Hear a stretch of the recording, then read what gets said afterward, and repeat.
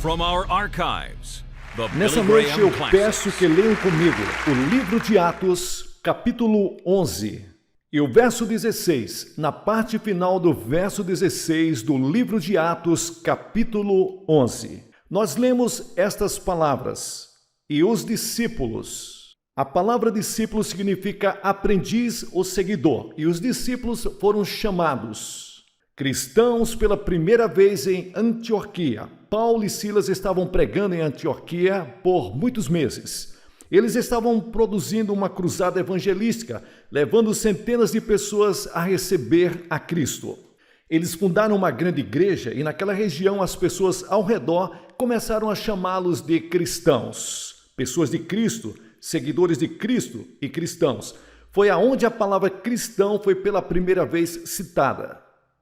Seguidores de Jesus Cristo. Bem, nessa noite eu quero falar sobre o assunto como viver a vida cristã. Eu escutei sobre uma garota alguns anos atrás que escutou uma das sonatas de Beethoven e ela tinha um desejo grande de aprender a tocar. Ela tinha habilidade musical real, mas 20 anos depois, os vizinhos tinham que suportar escutá-la tocando como se estivesse assassinando Beethoven. Bem, o que aconteceu?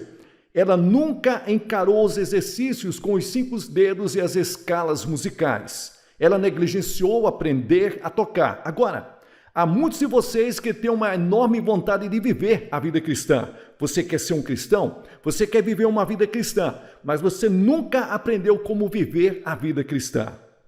Bem, disseram para você que você podia ser cristão, falaram que você deveria viver uma vida cristã, mas nunca te disseram como. Eu escutei sobre uma mulher que disse que tinha um pastor maravilhoso. Ela disse: meu pastor é um ministro maravilhoso, é um pastor maravilhoso e todos o amamos na igreja. Mas eu não consigo dizer o que ele quer que a gente faça.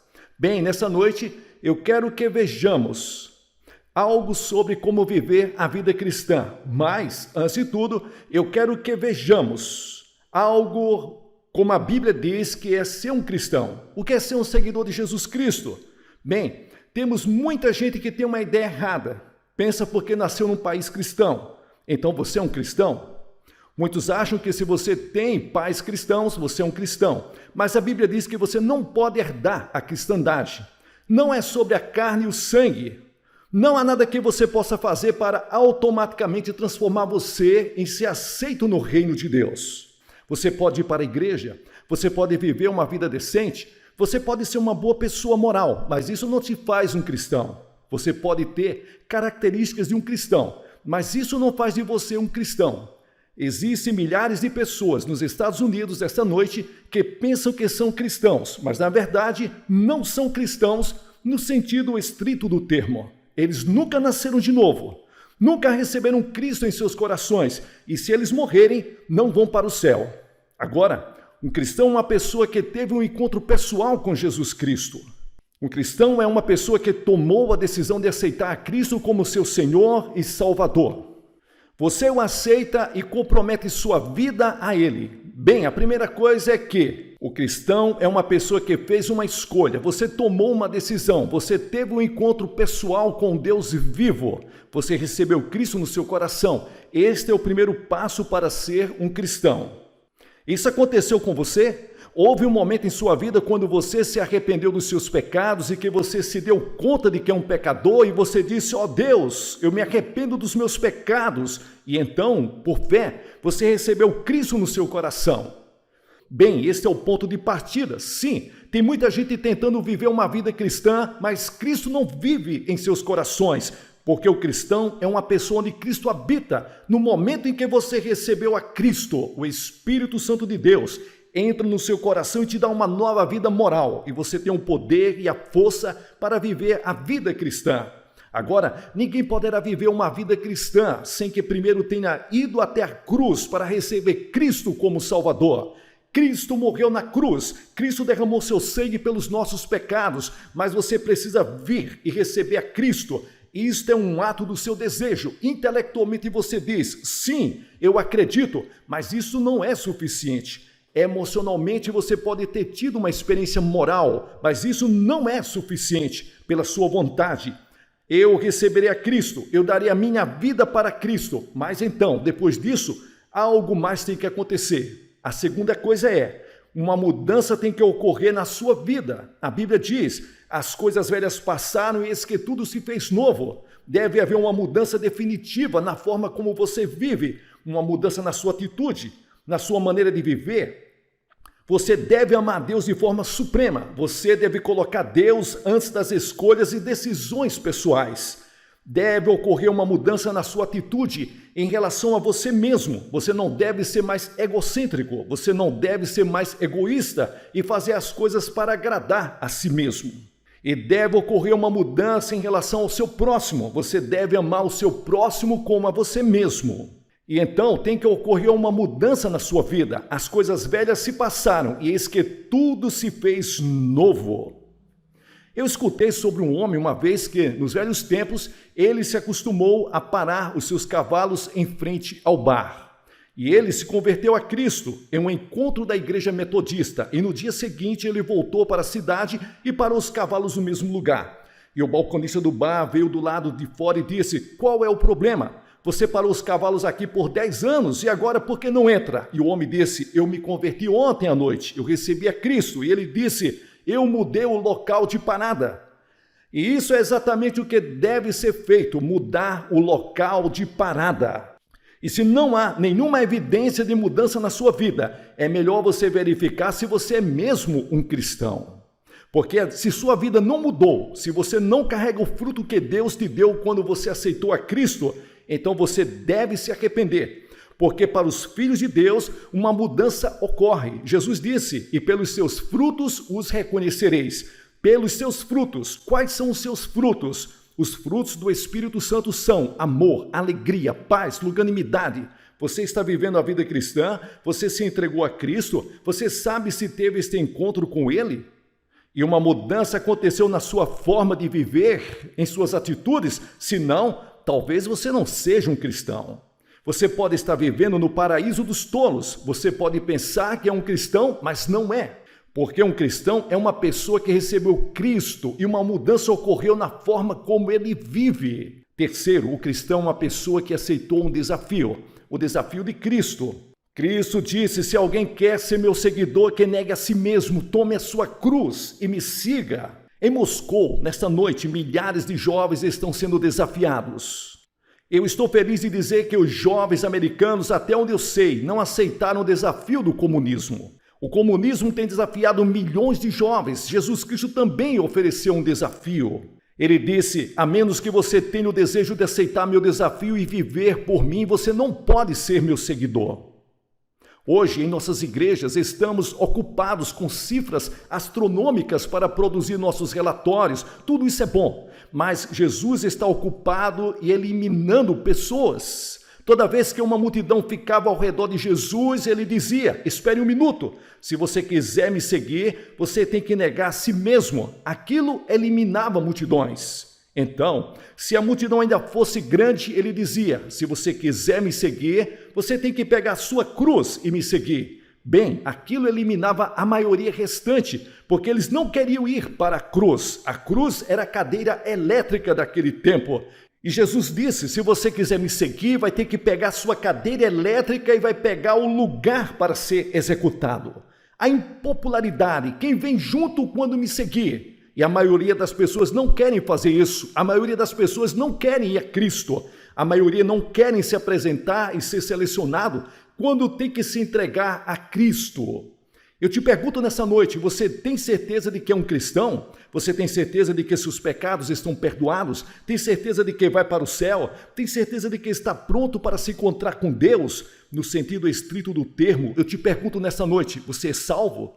Você tem certeza disso? Se eu tivesse qualquer dúvida nessa noite em que eu estou pronto para me encontrar com Deus, eu não sairia daqui sem resolver esse problema. Tenha certeza, dê sua vida para Cristo nessa noite. Venha e receba-o. Isso é ser cristão. Deus habitando no coração, o encontro pessoal com Jesus Cristo, recebendo-o como seu Senhor e Salvador. Isso é ser um cristão. Mas como viver uma vida cristã? Isso é outra coisa. Como viver uma vida cristã? Ok, há cerca de 14 anos atrás eu me casei. Por cerca de 2 anos eu trabalhei para conquistar minha esposa e posso dizer que dei muito trabalho para conseguir ganhar minha esposa. Trabalhei duro por 2 anos. Finalmente ficamos juntos em frente ao pastor. Bem, eu poderia ter admirado minha esposa, o que também fiz. Mas ainda não era casado, eu poderia achar que ela era amável e linda, mas isso não me fazia ser casado com ela. Eu tinha que estar em frente a um pastor e quando ele me perguntou se eu aceitava ela como esposa, eu disse, eu aceito. Então, ele pronunciou marido e mulher. Então, nós nos casamos, uma decisão pública. Eu vim em público, diante de uma congregação com testemunhas por todo lado e aceitei a Ruth como a minha esposa. E disse, eu aceito. É uma questão de aceitar. Só acreditar não era suficiente. Só jantar com ela durante os finais de semana não era suficiente. Amar não era suficiente. Eu tive que dizer, eu quero, eu aceito. É só acreditar em Cristo não é suficiente. A Bíblia diz que o diabo acredita em Cristo. Dizer que ele é uma pessoa maravilhosa não é suficiente. Apenas ir para a igreja domingo à noite não é suficiente. Você tem que dizer que você deseja, que você recebe, que você aceita Ele como Senhor e Salvador. Você já fez isso?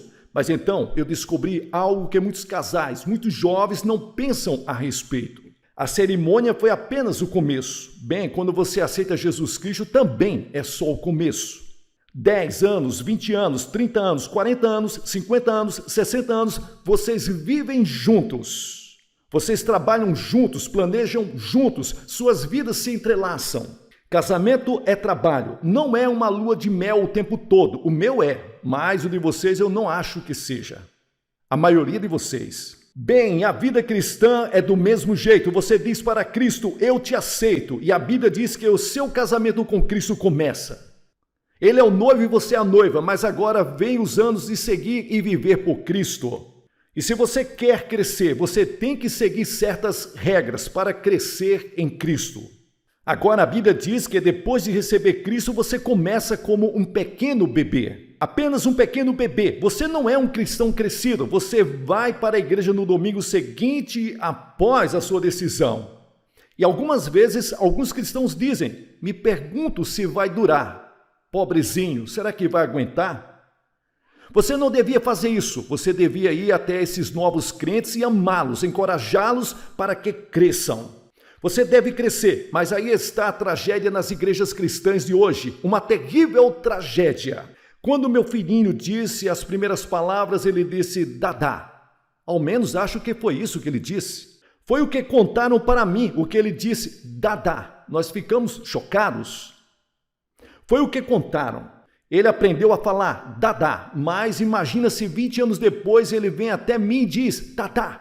Algo estaria errado e existem muitos de vocês que agem da mesma forma, não cresceram nada. Vocês ainda saem 20 anos depois de serem cristãos e dizem Dadá. Vocês vão a um culto de oração. E o pastor diz, bem, vamos deixar todo mundo dizer um verso da Bíblia. Alguém diz João 3,16 e você diz, ele falou o meu versículo, era tudo o que você sabia. Você não estudou a Bíblia e se alguém te convida para orar, você diz, desculpe-me, mas não sei orar. E você continua dizendo que é um cristão. A vida cristã é de crescimento, você começa como criança.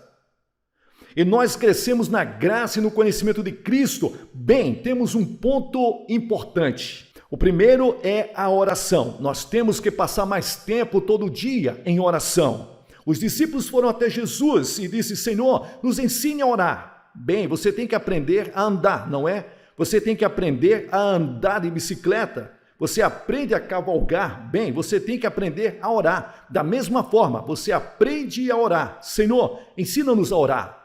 Bem, lembre-se que ao viver esta vida cristã, você não tem que vivê-la sozinho. O Espírito Santo vive em você. No momento em que você aceita Cristo como Salvador, o Espírito Santo vem viver em você para te dar o poder, a sabedoria, a força e a coragem para viver a vida cristã. Bem, o Espírito Santo também te ajuda nas orações. A Bíblia diz E da mesma maneira também o Espírito ajuda as nossas fraquezas, porque nós não sabemos orar como convém, mas o Espírito Santo intercede por nós com gemidos inexprimíveis. O Espírito Santo te ajuda a orar. Bem, posso te dar uma sugestão. Tem muita gente que diz, eu não me sinto bem para orar. Eu só oro quando me sinto bem. Então você está errado. Você deve ter um tempo e um lugar definido todo dia para orar. Você tem um encontro, uma entrevista com Deus Todo-Poderoso. Suponha que você tivesse um encontro com o presidente amanhã. Será que você diria, bem, eu não estou com vontade de ver o presidente nesta manhã? Ou suponha que você fosse ver a rainha. Bem, não estou com muita vontade nessa manhã. Não, você vai estar lá com a sua melhor roupa. Você vai lá e se apresenta para a rainha. Bem, todo dia Deus, o Deus poderoso, o Rei dos Reis e Senhor dos Senhores, está esperando. Ele te deu uma audiência para qualquer hora do dia. E você falha em estar presente ao seu encontro. Quantas são as vezes que você decide orar e desiste? Quantas vezes você diz que não está com vontade? Seu corpo e a mente dizem que não estão com vontade. Mas meu desejo me faz ir adiante e gastar tempo em oração, porque a oração é um trabalho. Oração é trabalho. E muitas vezes você se força a manter seu compromisso com Deus. E daqueles momentos surgem os momentos mais preciosos e algumas das maiores respostas. E então, o segundo ponto, que é ler a Bíblia. Bem, o propósito da Bíblia é o de testificar de Jesus Cristo. A Bíblia, de Gênesis ao Apocalipse, aponta para Cristo. Nesta quinta noite, eu vou contar como estudar, ler e entender a Bíblia. Vou só começar esta noite. Jó disse, não me afastei dos mandamentos dos meus lábios, dei mais valor às palavras da sua boca do que o pão com manteiga. A Bíblia diz, como crianças recém-nascidas, desejem de coração leite espiritual puro, para que por meio dele cresçam para a salvação. A Bíblia diz que não crescemos só fisicamente, mas que dentro de você existe uma alma. Fisicamente você tem olhos, boca, nariz e mãos, mas vivendo dentro de você está a sua personalidade, sua alma, mente e memória. Esta é a sua alma, o seu espírito. Bem, e se você gasta todo o seu tempo no desenvolvimento físico? A maioria de vocês parece que tomou um bom café da manhã hoje. Você não deixou de comer hoje, deixou? Você não deixou de cuidar das suas necessidades físicas, de olhar no espelho, mas e quanto às suas necessidades espirituais? Você está cuidando das suas necessidades físicas hoje, mas não dá às necessidades da alma, a alma que vive para sempre, enquanto o corpo morre e vai para a sepultura, e você passa todo o tempo alimentando o corpo e não a alma. E como você alimenta a alma? Qual a comida que você dá para a alma? É lendo a Bíblia, a palavra de Deus. E não importa quem você seja, você não pode viver uma vida vitoriosa se você não ler a Bíblia Sagrada. Toda vez que uma pessoa vem até mim e diz, eu não estou tendo as orações atendidas, não estou tendo vitórias na minha vida, não tenho alegria, não tenho paz, eu acho que deveria ser como um cristão. Eu pergunto só uma coisa, você lê e estuda a Bíblia diariamente? Geralmente, como resposta, eles curvam a cabeça e dizem, não, não tanto. Deus tem uma mensagem para você nesse livro. Leia, estude e medite nela. Bem, veja como você deve ler a Bíblia. Leia com reverência. É um encontro com Deus Todo-Poderoso. Leia com expectativa. Leia a Bíblia esperando que Deus fale com você. E realmente Ele falará com você. Talvez você leia só um verso, mas medite naquele verso. Talvez você leia um capítulo inteiro, medite naquele capítulo. Venha com expectativa, porque cada vez que você lê as Escrituras, Deus tem uma mensagem para você. E leia com dependência. O Espírito Santo inspirou o escritor desse livro e o Espírito Santo pode interpretar este livro para você. Muitas vezes eu leio a Bíblia e existem pontos que eu não entendo e fico de joelhos e digo, Deus, por favor, mostre para mim. E de joelhos eu encontro o significado daquela passagem através do Espírito Santo. Bem, e reserve um tempo adequado. Não leia apenas um verso da Bíblia como um ritual e feche-a. Reserve tempo para Deus. Tempo de 15, 20 ou 30 minutos. E você deve fazê-lo toda manhã, antes de deixar a sua casa ou antes de deixar o seu escritório, passe meia hora em estudo da Bíblia, em oração. E eu digo a você, o dia será totalmente diferente. Você caminhará nas nuvens, haverá alegria na sua alma, haverá um sorriso na sua face, haverá uma atitude totalmente vitoriosa em relação à vida.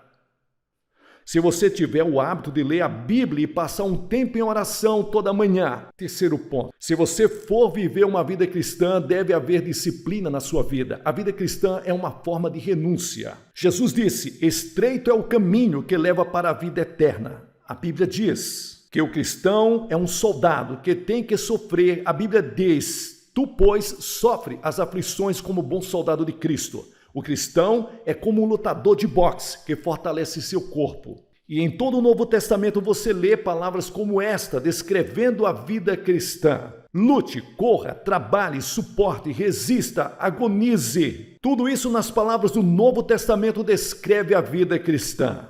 E para ser uma vida disciplinada, nós temos que disciplinar as nossas mentes, as coisas que lemos e pensamos. Nenhum pensamento ruim deve entrar em nossas mentes e, se entrarem, devem ser expelidos imediatamente. Nossas mentes devem ser disciplinadas, de modo que a não gastarmos tempo lendo lixo e literatura que não vai edificar, ou resistir a um tipo errado de programa de televisão. Nós não jogamos nosso tempo fora. Nós não deixamos nossas mentes paradas. Nossas mentes são disciplinadas. Nossas línguas também são. Põe, ó Senhor, uma guarda para minha boca. Salmo 141, versículo 3. Nosso tempo é disciplinado, nossa mente, nossa língua, porque estas são dias ruins. Cada pedaço de tempo que Deus nos dá todos os dias são joias preciosas. Eles nunca poderão ser trazidos de volta, eles devem ser dedicados a Cristo. Esse meu corpo, a Bíblia diz que é o templo do Espírito Santo e que devemos ter autocontrole. Autocontrole, mansidão, bênção sobre a carne, disse Jesus. É isso que mansidão significa. Significa temperança, autocontrole. Eu tenho que viver uma vida disciplinada. Quão pouca disciplina nós temos hoje em nossas vidas? Com pouca disciplina nós temos em nossa experiência cristã, em nossa vida cristã, e essa é a razão pela qual milhares de cristãos falham. Não há nenhuma disciplina, tem que haver disciplina. Então, o próximo ponto, na vida cristã existe a igreja. Vocês devem ter escutado sobre cristãos como Robinson Crusoe, não escutaram? Tentando viver vida cristã solitária. Eu digo a você, a Bíblia não conhece nada a respeito. O companheirismo cristão não é opcional, é essencial, é mandatório. Não devemos abandonar a nossa união. A Bíblia ensina que a igreja é como uma ligação com muitas ramificações, como se fossem pedras vivas construídas juntas, membros do corpo de Cristo, juntos. Bem, a igreja pode ter suas congregações locais, não se deve dizer, eu sou um membro de uma grande igreja universal, mas não pertenço a nenhuma igreja local. É como dizer, sou da Marinha, mas não vou a nenhum navio. Como as Nações Unidas. Eu estava nas Nações Unidas na segunda-feira. Tive uma interessante conversa com o líder de lá e vi pela janela todas aquelas bandeiras. E pensei, esta é uma grande organização, mas que possui seus membros locais ao redor do mundo. Na forma de nações e estados, aqui nós temos a grande igreja, o corpo de Cristo, mas que possui suas ramificações locais em todo lugar. Uma pode ser chamada de luterana, outra de batista, outra de presbiteriana, qualquer que seja o nome e o lugar onde Cristo é falado. É o lugar onde Cristo é exaltado. Nós temos que ir lá e ajudar no trabalho da igreja. A igreja é para cultuarmos juntos, é o lugar onde damos o nosso tempo para o trabalho do Senhor. Espero que você vá à igreja amanhã. Estamos em uma noite de sábado. Vamos todos cultuar ao Senhor amanhã. Vamos todos. É um mandamento de Deus. E eu te digo, você não pode viver uma vida cristã vitoriosa, longe da igreja, com alegria no coração, sem estar pertencendo à igreja cristã. Tem gente que diz que está procurando uma igreja perfeita, mas nunca vai encontrar. Você nunca vai achar uma igreja perfeita. Eu viajei pelo mundo, vi muitas e diversas igrejas, mas até agora não vi nenhuma igreja perfeita. E não creio que haverá. Jesus tinha um pequeno grupo de homens com ele, 12, e eram imperfeitos. Judas o traiu, Pedro o negou e muitos não o acompanharam quando ele foi para a cruz. Não existe nenhum corpo perfeito na terra. Vá para uma igreja e trabalhe por Cristo. Então, por último, o cristão deve testemunhar por Cristo. Bem, como você testemunha? Você testemunha pelo jeito que você vive. A graça, a cortesia, você testemunha por Cristo, se você vive uma vida mudada, em que Cristo vive em você e irradia através de você. Outras pessoas irão ser atraídas e perguntarão: qual o seu segredo? E você vai dizer: eu conheço Jesus Cristo, e você tem uma oportunidade de testemunhar por Jesus Cristo. Testemunhe na sua vida diária. Nós podemos cumprir nosso dever no trabalho, mas temos que servir ao Senhor. Nós temos que testemunhar na forma em que fazemos nosso trabalho. Nós temos que trabalhar fielmente. Se você trabalha em uma fábrica, você deve trabalhar fielmente. Você não trabalha apenas para o seu empregador. Você trabalha para Deus. Se você é um empregado, você trabalha para Cristo. Ele é o único para o qual você é responsável, se você é um cristão. A Bíblia diz que nós somos embaixadores de Cristo. Nós somos um povo separado para Cristo. E nós devemos ser testemunhas iluminadas em uma geração perversa. Em todo lugar, nós vemos mentiras, hipocrisia, desonestidade e luxúria. Homens fazendo de tudo por materialismo. Entregue sua vida a Cristo. Deixe que Ele viva em você e transforme a sua vida. Torne-se o sal nas comunidades. Seja luz para a sua comunidade. Deixe que as pessoas saibam que você tem Cristo no seu coração. Vive uma vida pura, honesta, saudável e limpa. Eu quero te perguntar nessa noite: você é um cristão? Você está vivendo do tipo de vida que eu te falei? Bem, eu não estou perguntando se você é um cristão influente. Não estou perguntando que tipo de igreja você frequenta. Se você é membro, estou perguntando se você teve um encontro pessoal com Jesus Cristo. Houve uma mudança em sua vida? Você aceitou o desafio de seguir a Jesus? Você está vivendo uma vida fiel a Ele? Se não, você pode começar esta noite, agora mesmo. Agora mesmo, você pode dizer: Senhor, eu te entrego a minha vida, o meu coração e a minha alma. Eu quero que Cristo venha e perdoe os meus pecados e as minhas falhas. Quero segui-lo e servi-lo. Eu quero saber que meus pecados estão perdoados e que eu vou morar no céu. Eu quero uma mudança em minha vida. E quero uma mudança no lugar onde trabalho. Eu quero me tornar uma luz por Cristo. Quero me tornar uma testemunha por Cristo. Quero a alegria de viver por Ele. Quantas pessoas dizem que são cristãs, mas não têm paz no coração, não têm alegria, não têm amor na vida, não caminham com Cristo, não sentem nenhuma emoção. Ficam com raiva facilmente, são invejosos, cheios de orgulho. Eu digo uma coisa: a vida cristã nunca foi isso. Entregue sua vida a Cristo e tenha certeza de que Ele vive no seu coração. Alguns de vocês entregarão suas vidas a Cristo essa noite. Outros virão dedicar novamente suas vidas a Cristo e dirão: nesta noite dedicarei a minha vida a Cristo de forma benevolente. E vou me entregar a Ele. Em todo esse lugar, Deus está falando para centenas, milhares de pessoas. Todos vocês que virão à frente vão dizer: eu vou começar uma nova vida, vou entregar minha vida a Cristo. Eu venho aos pés da cruz, renunciando os meus pecados e minhas falhas, me entregando a Ele como meu Senhor e Salvador. Eu vou pedir que vocês saiam de seus lugares, todos neste grande prédio, todos venham e fiquem aqui em frente, em reverência. Digam nessa noite: eu estou me entregando a Cristo. Se você veio com amigos e parentes, eles vão esperar por você. E vou pedir que você venha agora mesmo, enquanto todas as cabeças estão curvadas em oração e os olhos fechados. O coral cantando baixo: tal qual estou. Homens, mulheres, jovens, crianças, eu vou fazer uma oração por vocês. Você não pode vir para Cristo na hora que quiser. Você só pode ver quando o Espírito de Deus está falando, e Ele está falando com centenas de pessoas aqui hoje. Ele está falando para você aí em casa. Você pode entregar sua vida a Cristo agora. Nessa noite, eu me entrego a Cristo. Muitos de vocês são cristãos e membros de igreja, mas você precisa dedicar de novo a sua vida a Cristo. Você precisa dizer a Deus que de agora em diante, você vai viver a vida cristã correta. Você vai entregar sua vida para Ele. De todos nesse prédio, nesse local, centenas de vocês, venham aqui, agora. Levante-se de seus lugares e digam, nesta noite, eu me entrego a Cristo.